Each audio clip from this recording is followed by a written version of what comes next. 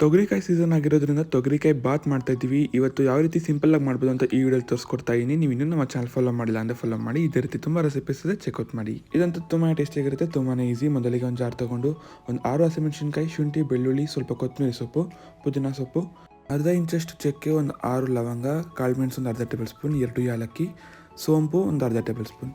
ಇಷ್ಟನ್ನು ಸ್ವಲ್ಪ ನೀರು ಹಾಕಿ ರುಬ್ಕೊಂಡ್ರೆ ಮಸಾಲೆ ಈ ರೀತಿ ಬರುತ್ತೆ. ಒಂದು ಪಾತ್ರೆ ಇಟ್ಕೊಂಡು ಎಣ್ಣೆ ಹಾಕೊಂಡಿದ್ವಿ. ಎಣ್ಣೆ ಕಾದ್ಮೇಲೆ 1 ಸ್ಟಾರ್ವ, 3 ಮರಾಠಿ ಮಗು, ಒಂದು 10 ಗೋಡಂಬಿ ಹಾಗೂ 2 ಈರುಳ್ಳಿ ಉದ್ದುದ್ದು ಕಟ್ ಮಾಡಿ ಹಾಕೊಂಡಿದ್ವಿ. ಜೊತೆಗೆ ಬಿರಿಯಾನಿಯಲ್ಲಿ ಹಾಕಿ ಚೆನ್ನಾಗಿ ಫ್ರೈ ಮಾಡೋಣ. ಇವಾಗ 1 ಬಟ್ಲಷ್ಟು ತೊಗರಿಕಾಯಿ ಹಾಕೊಂತ ಇದ್ವಿ. ತೊಗರಿಕಾಯಿ ಹಾಕಿ ಚೆನ್ನಾಗಿ ಫ್ರೈ ಮಾಡ್ಕೊಳ್ಳೋಣ. ಒಂದು 5 ನಿಮಿಷ ಆದ್ಮೇಲೆ 2 ಟೊಮೆಟೊ ಸಣ್ಣ ಕಟ್ ಮಾಡಿ ಹಾಕೊಂತಿದ್ವಿ. ರುಚಿಗೆ ತಕ್ಕಷ್ಟು ಉಪ್ಪು, ಒಂದು ಅರ್ಧ ಟೇಬಲ್ ಸ್ಪೂನ್ ಅರಿಶಿನ, 2 ಹಾಕಿ ಚೆನ್ನಾಗಿ ಫ್ರೈ ಮಾಡಿ ಒಂದು 5 ನಿಮಿಷ ಆದ್ಮೇಲೆ ಆಗ್ಲೇ ರುಬ್ಬಿಟ್ಟಿರುವಂತ ಮಸಾಲೆ ಹಾಕಿ ಒಂದು ರೌಂಡ್ ಚೆನ್ನಾಗಿ ಮಿಕ್ಸ್ ಮಾಡೋಣ. ಮಿಕ್ಸ್ ಮಾಡಿದ್ಮೇಲೆ ನೀರು ಹಾಕೊಂತಿದ್ವಿ. 1 ಕುದಿ ಬರ್ಬೇಕಾದ್ರೆ ನೀರು ಹಾಕೋಬೇಕು. ನೀವು ಅಕ್ಕಿ ಎಷ್ಟು ಹಾಕ್ತೀರಾ ಆ ಅಳತೆಯಲ್ಲಿ ನೀರು ಹಾಕೊಳ್ಳಿ. ಇವಾಗ 1 ಕುದಿ ಬರಬೇಕಾದ್ರೆ ನೀಟಾಗಿ ತೊಳೆದಿಟ್ಟಿರುವಂಥ ಅಕ್ಕಿ ಹಾಕೊಂತಿದ್ದೀವಿ.